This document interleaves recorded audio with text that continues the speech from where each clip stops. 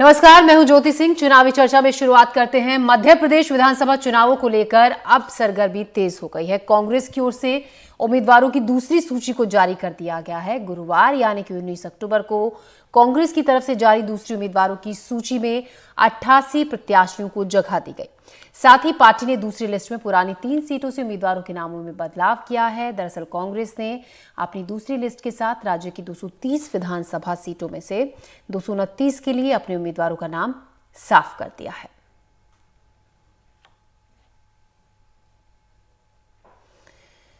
तो कांग्रेस ने दूसरी लिस्ट जारी की, उसके बाद तमाम तरीके के सवाल भी खड़े हो रहे हैं, खासतौर से जो 3 सीटों पर नाम बदलकर दूसरे उम्मीदवारों को उन्होंने उतारा है और जिस तरीके से बागियों को तवज्जो दी गई है दूसरी लिस्ट में जो बीजेपी छोड़कर आए थे। आपको बता दें कि रविंद्र सिंह तोमर विधानसभा सीट दिमनी से अपनी किस्मत आजमाएंगे। देवेंद्र सखवार को अम्बाहा से टिकट दिया गया है, जबकि चौधरी राकेश चतुर्वेदी को भिंड से, केशव देसाई गोहद से। कांग्रेस के प्रत्याशियों की सूची दूसरी लिस्ट जो जारी की गई, सुनील शर्मा ग्वालियर विधानसभा सीट से चुनाव मैदान में उतरेंगे, राजेंद्र भारती दतिया से। तो नाम हम आपको दिखा रहे हैं जो दूसरी लिस्ट में है। अरविंद सिंह लोधी पिछौर से टिकट दिया गया है। पंकज कनेरिया को गुना से, एससी सीट है ये, और निर्मला स्प्रे को बीना से, ये भी एससी सीट है। विधानसभा इलेक्शंस के लिए जो नाम सामने आए हैं, रक्षा राजपूत खुरई से और रहली से मिला है ज्योति पटेल को। तो कुल 11 महिलाओं को टिकट दिया गया है टोटल, और अमित राय निवाड़ी से उन्हें टिकट दिया गया है, जबकि अजय टंडन दमोह से इस बार अपनी किस्मत आजमाएंगे और भारत मिलन पांडे को पन्ना से उम्मीदवार बनाया गया है। धर्मेश घई को महर से और रमाशंकर को रामपुर बघेलान से, जबकि राम करीब कोल को सिरमौर से टिकट मिला है। अभय मिश्रा सेमरिया से चुनाव लड़ेंगे। तिलकराज सिंह को मानपुर से टिकट दिया गया है। नीरज बघेल को विजय राघवगढ़ से टिकट मिला है, जबकि मिथिलेश जैन को मुड़वारा से और सौरभ सिंह को बहौरी बंद से टिकट दिया गया है। तो ये उन प्रत्याशियों के नाम हम आपको दिखा रहे हैं जो सेकंड लिस्ट में जारी किए गए हैं। अभिषेक चौक से जबलपुर कैंट से किस्मत आजमाएंगे। राजेश पटेल को पनागर से, चैन सिंह वरकड़े को निवास से टिकट दिया गया है। एसटी सीट है, एसटी सीट ही मंडला है, यहां से डॉक्टर अशोक मस्कोले को टिकट मिला है। विक्की पटेल को वारासिवनी से टिकट दिया गया है। एनपी प्रजापति को गोटेगांव से, एससी सीट है ये, और सुनीता पटेल गाडरवारा से चुनाव लड़ेंगी। सुनील उइके को जुनारदेव से, एसटी सीट है ये। कमलेश शाह को अमरवाड़ा से टिकट दिया गया है, एसटी सीट। सुजीत मेर सिंह को चौरई से उम्मीदवार बनाया गया है, जबकि विजय मौर्य को सौंसर से और सोहन वाल्मीकि को परासिया से, एससी सीट है ये, जहां से उनको मैदान में उतारा गया है। नीलेश उइके पांढुर्ना सीट से, एसटी सीट है ये, और अजय बलराम पटेल को सिवनी मालवा से टिकट दिया गया है, जबकि गिरजा शंकर शर्मा को उम्मीदवार बनाया गया है नर्मदापुरम से। पुष्पराज सिंह को सुहागपुर से, गुरुचरण खरे को पिपरिया एससी सीट है ये, वहां से मौका मिला है। राजकुमार पटेल को भोजपुर से उतारा गया है। डॉक्टर जीसी गौतम को सांची एससी सीट से टिकट मिला है। रानी अहिरवार को कुरवाई, एससी सीट है ये भी, रानी अहिरवार। गगनेंद्र रघुवंशी को सिरौन से, गिरीश भंडारी नरसिंहगढ़ से टिकट मिला है। पुरुषोत्तम दांगी को ब्यावरा से और कला महेश मालवीय को सारंगपुर से, एससी सीट है ये भी। रामवीर सीकरवार को शुजालपुर से टिकट दिया गया है, जबकि प्रदीप चौधरी को उम्मीदवार बनाया गया है देवास से। दीपक जोशी खातेगांव से अपनी किस्मत आजमाएंगे। उन नामों को हम दिखा रहे हैं जो सेकंड लिस्ट में जारी किए गए हैं कांग्रेस की तरफ से। गोपाल भोंसले बागली से, सुखराम सालवे हरसूद से, एसटी सीट है ये। Kundan Malviya Khandwa, SC seat. गेंदू भाई चौहान को नेपानगर से उतारा गया है मैदान में। सुरेंद्र सिंह शेरा को बुरहानपुर से टिकट मिला है। मोंटू सोलंकी को सेंधवा से, एसटी सीट है ये, उम्मीदवार बनाया गया है। चंद्रभागा किराड़े को पानसेमल एसटी सीट से कांग्रेस ने अपना उम्मीदवार बनाया, जबकि डॉक्टर हीरालाल अलाव को मानावर से, एसटी सीट है ये भी। प्रभा गौतम को धार से मिला है। भंवर सिंह शेखावत बदनावर से उम्मीदवार बनाए गए हैं। दीपक पिंटू जोशी इंदौर 3 से इन्हें टिकट मिला है, जबकि सत्यनारायण पटेल को इंदौर 5 से उम्मीदवार बनाया गया है। पार्टी की तरफ से रामकिशोर शुक्ला महू से चुनाव लड़ेंगे। चेतन यादव उज्जैन दक्षिण से टिकट मिला है और राजेंद्र सोलंकी को बड़नगर से अपनी किस्मत आजमाने का मौका मिला है, जबकि लक्ष्मण डिंडोरे को रतलाम ग्रामीण से, ये एसटी सीट है, विधानसभा सीट रतलाम शहर से पारस सकलेचा को मौका मिला है। हिम्मत श्रीमल को जौरा से, परशुराम सिसोदिया को मल्हारगढ़ से, सुभाष सौजतिया को गरोठ से, उमराव सिंह गुर्जर को नीमच से टिकट दिया गया है। समंदर पटेल को जावद से उम्मीदवार बनाया गया है और गिरीश भंडारी को नरसिंहगढ़ से। इसी सब पर बात करने के लिए हमारे साथ हमारे सहयोगी अनुराग द्वारी जुड़ रहे हैं। अनुराग, जिस तरीके से सेकंड लिस्ट सामने आई है कांग्रेस की, ये कहना गलत नहीं होगा कि बागियों को तवज्जो दी गई है जो दूसरी लिस्ट पे, जो बीजेपी छोड़कर कांग्रेस की तरफ जिन्होंने रुख किया था? बिल्कुल ज्योति, ऐसे 5 नाम हैं जिन्होंने पिछले कुछ महीने में बीजेपी छोड़ के कांग्रेस में शामिल हुए थे, उनको मौका दिया गया है। और उनमें जो अहम नाम है वो पूर्व मुख्यमंत्री कैलाश जोशी के बेटे दीपक जोशी, जिनको खातेगांव से टिकट मिला है, गिरिजा शंकर शर्मा, भंवर सिंह शेखावत, अभय मिश्रा, जो अभी हाल में ही कांग्रेस बीजेपी करते रहे और बाद में उनको सिमरिया से कांग्रेस ने टिकट दिया है, और ज्योतिरादित्य सिंधिया के करीबी समंदर पटेल, इनका भी नाम आया है। 2 सीटें बहुत मज़ेदार हैं जहां पर बहुत करीबी रिश्तेदार आपस में लड़ रहे हैं। एक तो जो विधानसभा के अध्यक्ष हैं गिरीश गौतम देव तालाब से, और वहां उनके सामने पद्मेश जोशी, उनके अपने भतीजे, और दूसरा शैलेंद्र जैन जो 3 दफ़े के विधायक हैं सागर जिले में उनकी रिश्तेदार निधि जैन, ये कांग्रेस की सीट से वहां पर चुनाव लड़ेंगी। मध्य प्रदेश की राजधानी भोपाल में 6 दफ़े के जो विधायक हैं आरिफ अकील, उनके बेटे आतिफ अकील को मौका दिया गया है क्योंकि वो अस्वस्थ हैं, और बहुत चर्चा चल रही थी कि उनके भाई की भी दावेदारी है, लेकिन आखिर में उनके बेटे को ही टिकट दिया गया है। और भोपाल से ही जो पूर्व कानून मंत्री थे पीसी शर्मा, उनकी सीट पिछली दफ़े होल्ड पर थी और वहाँ से टिकट अब उनको ही दे दिया गया है। संजीव सक्सेना को टिकट नहीं मिला है, उनकी भी दावेदारी थी। एक सीट सिर्फ छोड़ी गई है आमला। पिछले दिनों आपने देखा होगा कि जो निशा बांगरे एसडीएम है, जिन्होंने अपने सेवानिवृत्ति के लिए आवेदन दे रखा है लेकिन सरकार ने कबूला नहीं है, वो सुप्रीम कोर्ट गई, पहले हाई कोर्ट गई थी, फिर सुप्रीम कोर्ट गई। सुप्रीम कोर्ट ने हाई कोर्ट को कहा है कि जल्द मामले को सुने। वो कुछ दिनों पहले उन्होंने पैदल पदयात्रा भी निकाली थी, फिर उनको जेल जाना पड़ा, उनके कपड़े तक फट गए थे। तो अब शायद यही उम्मीद की जा रही है कि वो सीट इसलिए छोड़ी गई है कि अगर रास्ता कोर्ट की तरफ से साफ होगा तो निशा बांगरे वहां से चुनाव लड़ सकती हैं। तो ये कुछ अहम नाम है। कांग्रेस ने अब 229 नामों की सूची जारी कर दी है 230 में से, लेकिन जैसे आपने बताया कि 3 नाम जो पहले थे टिकट दिए गए थे उनको काटा गया है और फिर से पुराने नामों पर कांग्रेस ने भरोसा जताया है, जिसमें पूर्व विधानसभा अध्यक्ष गिरीश गौतम भी शामिल हैं। लेकिन इन जगहों पर जिन उम्मीदवारों को टिकट दे करके उनके टिकट काटे गए, उनकी क्या प्रतिक्रिया होगी, या आने वाले दिनों में ये सब देखना बहुत दिलचस्प होगा।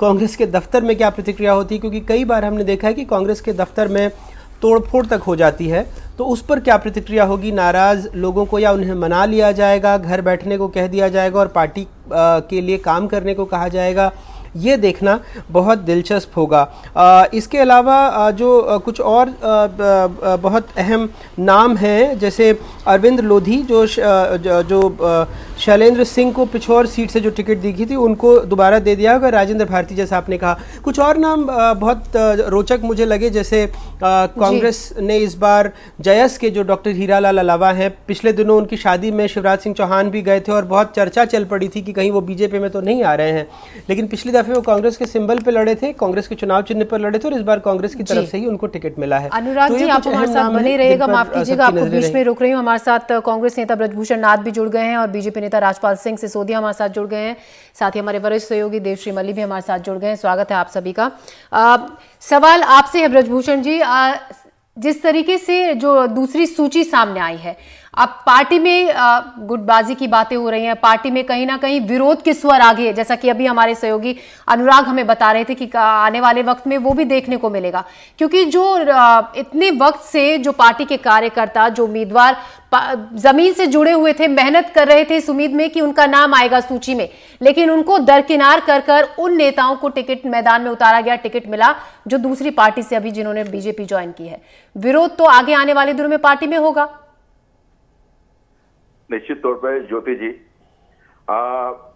सबसे पहले तो हाईकमान का मैं आप ही के चैनल के माध्यम से आभार व्यक्त करना चाहता हूं, जिन्होंने 2 बार की सूची में ही सारे के सारे प्रत्याशी एक आध को छोड़कर सूची जारी कर दी है।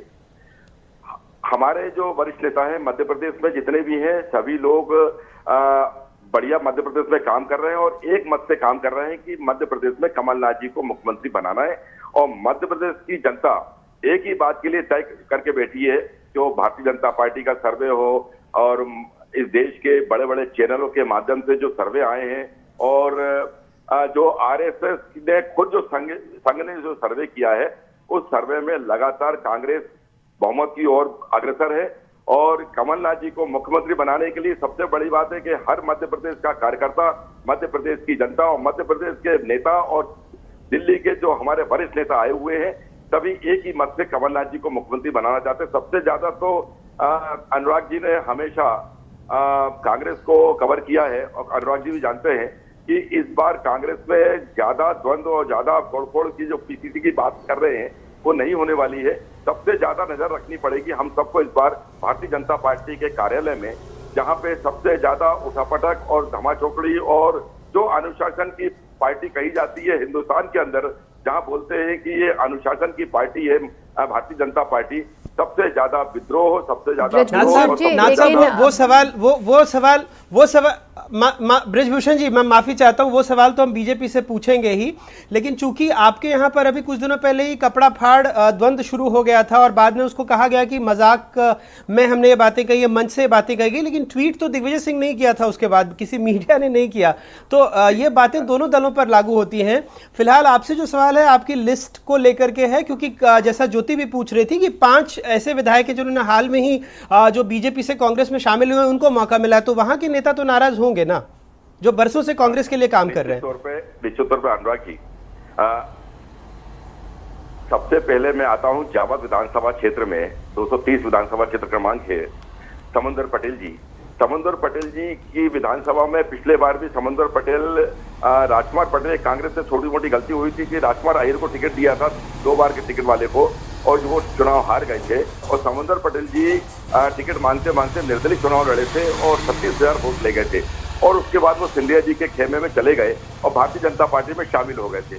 फिर समंदर पटेल जी को अपनी भूल का पछतावा हुआ और सभी नेताओं ने और उनके परिवार ने समझाया कि कांग्रेस ही एक ऐसी पार्टी है जो मध्य प्रदेश में और देश में विकास करती है और ये सबको लेके साथ में चलती है।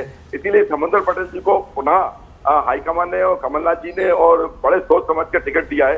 निश्चित तौर पर मैं आपको दावे से कह सकता हूँ, आप बहुत अच्छे प्रवक्ता हैं, पार्टी का बहुत अच्छा बचाव कर रहे हैं, लेकिन आप अपनी पिच पर खेल रहे हैं। मेरा सवाल भंवर सिंह शेखावत या फिर दीपक जोशी जैसे नेताओं से है जो हाल फिलहाल में आपकी पार्टी में आए हैं और बरसों तक बीजेपी में रहे। दीपक जोशी जी जो खातेगांव से हमने टिकट दिया है अनुराग जी, दीपक जोशी की ओम पटेल जी वहां टिकट मांग रहे थे। निश्चित तौर पे मेरी ओम पटेल जी से 2-3 दिन से लगातार बात चल रही है और वो इस बात पे बिल्कुल तय मान के लिया कि उन्होंने मान लिया है कि हाईकमान जिसको भी टिकट देगा उसको हम लोग इस बार जिताएंगे। इस बार हमें वर्चस्व की लड़ाई लड़नी है और मध्य प्रदेश को जो कर्ज में डूब गया है, जो बेरोजगारी में चला गया है, जो बलात्कार और अपराधों में है, उससे और जो जनता त्रस्त है वो एक मत से कि कांग्रेस को जिताना है, चाहे हम दीपक जोशी को टिकट दे दें और चाहे कांग्रेस से मैं लाके शिवराज सिंह चौहान जी को टिकट दे दें। अनुराग जी, अगर शिवराज सिंह चौहान जी को भी कांग्रेस पे टिकट देंगे वो निश्चित तौर पर अच्छा बृजभूषण जी, एक सवाल अब सिसोदिया जी भी काफी देर से इंतजार कर रहे हैं। सिसोदिया जी, मेरा सवाल आपसे यह है कि इतने बड़े नेताओं को आप लोगों ने जाने क्यों दिया? देखिए, भारतीय जनता पार्टी के ये तमाम नेता जिनको आप बड़े नेता बोल रहे हैं, ये वास्तविक में भारतीय जनता पार्टी को अपने आप को कार्यकर्ता बोलते हैं। कल ही हम जो है आपके चैनल के ऊपर जो है सुन रहे थे प्रहलाद पटेल जी को, तो वो कह रहे थे कि मैं एक छोटा कार्यकर्ता हूं, भारतीय जनता पार्टी के एक एक कार्यकर्ता के भाव से हमारे ये नेता लोग चुनाव लड़ रहे हैं। कांग्रेस के बड़े नेता पलायन कर रहे हैं, इस बात का प्रश्न उठता है कि आज कांग्रेस के तमाम बड़े नेता क्यों इस मध्य प्रदेश के आम चुनाव से पलायन करके दूर भागने का काम कर रहे हैं। क्यों भारतीय जनता पार्टी के समक्ष, इन बड़े नेताओं के समक्ष कांग्रेस किसी भी बड़े नेता को खड़ा नहीं कर सकी, या अन्य स्थान पर भी किसी बड़े नेता को खड़ा नहीं कर सकी चुनाव में। यह जो सूची आज सामने आई है और सूची के बाद लेकिन सिसोदिया जी सवाल तो आपसे भी है ना कि आपने बड़े नेताओं को क्यों उतारा है। कांग्रेस पूछ रही है कि आपके घर में कितनी तोड़ नहीं होगी, इसका इंतजार रहेगा उनको। हमारे पास वो इस बार देखने वाली तस्वीर होगी जितने नाराज हैं। हमारे पास बड़े नेता है तो हमने उतारे हैं। अब कांग्रेस के पास नेताओं का अभाव है या जो नेता है वो चुनाव से दूर भाग रहे हैं, तो इसमें तो हम कुछ कर नहीं सकते। पर ये जो 229 की आज जो सूची आई है, इस सूची के अंदर पूरी तरह से असंतुलित सूची है। ये ज्योति सिंह जी, मैं आपको बताना चाहता हूं, इसके अंदर 11% से कम महिलाओं को अवसर देने का काम किया है कांग्रेस ने। बागी लोगों को, अधिकांश बागी जो 2013-2018 के चुनाव में कांग्रेस की जिन्होंने लुटिया डुबाई थी, उन लोगों को इस बार उम्मीदवार बनाया। अभी समंदर पटेल के गुणगान गा रहे थे हमारे ब्रजभूषण नाथ जी, तो उसमें यही कह रहे थे कि इधर गए उधर गए इधर गए और हमने दे दिया।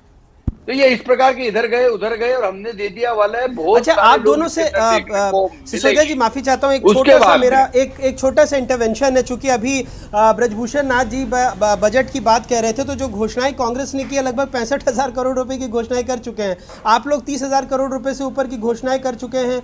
बजट की स्थिति हम सब जानते हैं। मुझे एक चीज बताइए कि दोनों दलों में, क्योंकि अभी कल ही एडीआर की जो रिपोर्ट आई है, जो अभी विधानसभा है हमारी, लगभग 81% जो हमारे नेता हैं वो करोड़पति हैं, जो विधायक हैं। और मैं ये सवाल इसलिए पूछ रहा हूं कि मध्य प्रदेश में जो प्रति व्यक्ति औसत आय है वो लगभग 11,000 रुपये है, लेकिन जो विधायकों की आय है वो लगभग 10 करोड़ रुपए, यानी मोटा मोटी कह लें तो लगभग 1 करोड़ रुपए कमा लेते हैं। तो ये चमत्कार कैसे हो जाता है? अनुराग जी, ये 11,000 जो आय बता रहे हैं प्रति व्यक्ति, ये पुरानी बात है। अब तो आय बढ़ चुकी है, एक बात। दूसरी बात, अगर आप ये कह रहे हैं कि मध्य प्रदेश के अंदर जो मैं राजपाल जी अभी हम आपको बीच में रोक रहे हैं, हम आपके पास बातचीत आगे जारी रखेंगे। राजपाल जी भी यहाँ पर आपको थोड़ी देर रोकना चाहेंगे। एक अनुराग जी की रिपोर्ट है, विधानसभा चुनाव से पहले एडीआर ने जो रिपोर्ट जारी की थी, एमपी के 230 विधायकों में से 93 के खिलाफ आपराधिक मामले दर्ज है। 186 विधायकों की संपत्ति 1 करोड़ से ज्यादा की है। देखिए इसी पर हमारी ये रिपोर्ट।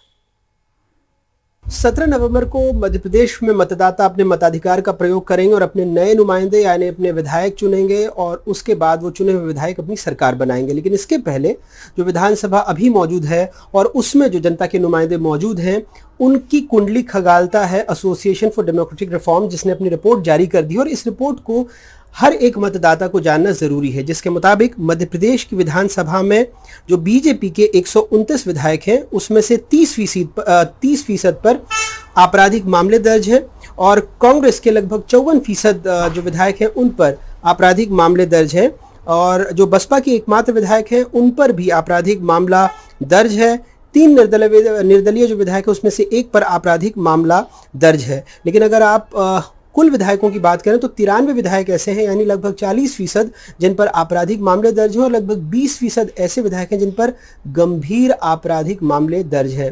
ये जानकर आपको हैरत होगी कि गरीब मध्य प्रदेश के 81% विधायक ऐसे हैं जो करोड़पति हैं, और जो सारे निर्दलीय विधायक हैं वो भी करोड़पति हैं। लेकिन इसमें भी अगर आप दलवार बात करें तो बीजेपी के जो विधायक हैं 107 यानी 83% वो करोड़पति हैं। कांग्रेस के 76 यानी 78% विधायक करोड़पति हैं, और जो ऐसा मैंने पहले कहा कि तीनों निर्दलीय विधायक वो भी करोड़पति हैं। साक्षरता की अगर बात करें तो 33% विधायक 5वीं से 12वीं तक पढ़े हैं, जबकि 64% विधायक ग्रेजुएट हैं, 4 विधायक डिप्लोमाधारी हैं, और 1 विधायक ऐसे भी हैं जो अनपढ़ हैं। तो जब भी आप अगर वोट करने जाएं, और तमाम जो ऐसे उम्मीदवार खड़े हैं जिनको आप वोट डालने जाते हैं, तो कोशिश कीजिए कि उसकी कुंडली पहले उसके हलफनामे से या फिर ऐसी रिपोर्ट्स के जरिए भी आप खंगाल सकते हैं। भोपाल से अनुराग द्वारी, एनडीटीवी इंडिया।